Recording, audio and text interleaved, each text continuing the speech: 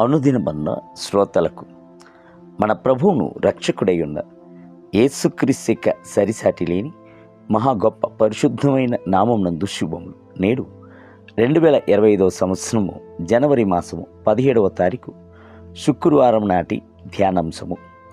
ఇప్పుడు ఏమి చేయుట? యెషయా గ్రంథము 5వ అధ్యాయము 5వ వచనమందు, ఇప్పుడు నేను నా ద్రాక్ష తోటకు చెయ్యబోవు కార్యమును మీకు తెలియజెప్పేదను. నేను అది మేసివేయబడినట్లు దాని కంచెను కొట్టివేసేదను.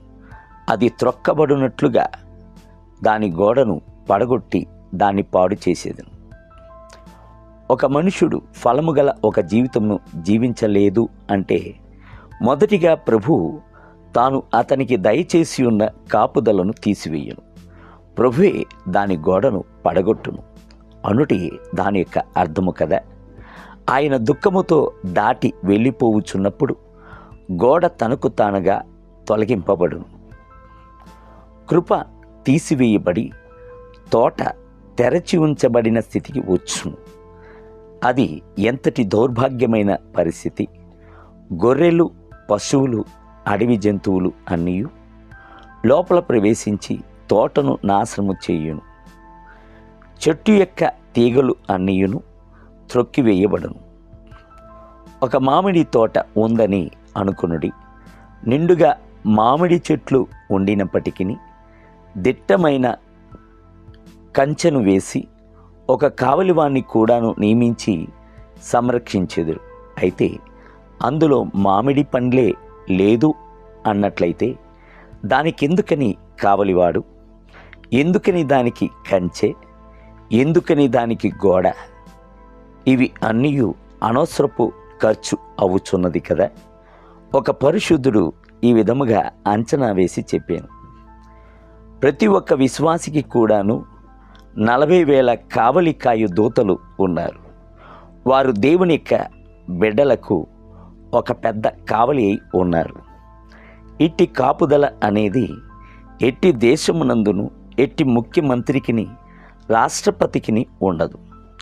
లోకమునందు గల గొప్ప గొప్ప వ్యక్తుల కంటేను ప్రభు మనలను అత్యధికముగా గొప్ప చేసి ఉన్నాడు. ఎలీషాను పట్టుకొంటకు 2 సార్లు ఒక గొప్ప రాజు యొక్క సైన్యము వచ్చాను. ఎలీషా యొక్క పనివాడు వణికిపోయాను. ప్రభు అతని కనులను తెరచెను.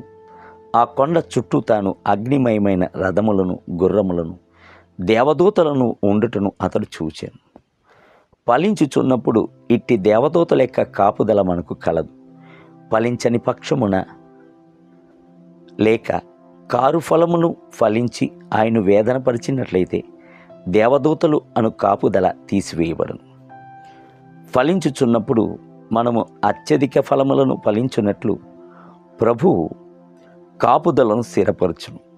యథార్థ వర్తనును న్యాయవర్తుడై ఉన్న యోబు చుట్టూత ప్రభు కంచె వేసి ఉండెను అని బైబిల్ గ్రంథమునందు చదువుచున్నాము.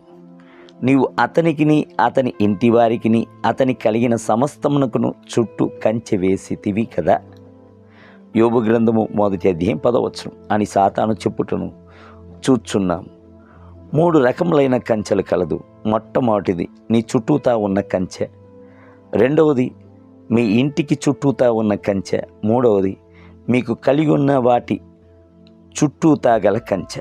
అయితే ప్రభు సెలవిచ్చుచున్నది ఏమిటి? ఫలము ఫలించకపోయినట్లయితే ఆయన కంచెను తీసివేయుచున్నాడు, గోడను కూల్చివేయును.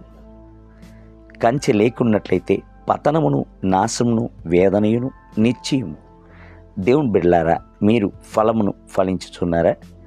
నేటి ధ్యానమునకై వెలుగు ఫలము సమస్త విధములైన మంచితనము, నీతి, సత్యమును వాటితో కనబడుచున్నది గనుక ప్రభువుకేది ప్రీతికరమైనదో దాన్ని పరీక్షించుకొనుడి.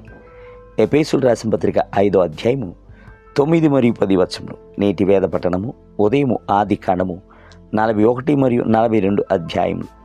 సాయంత్రం మత్తయి సువార్త 12వ అధ్యాయం 1 మొదలుకొని 23 వచనములు.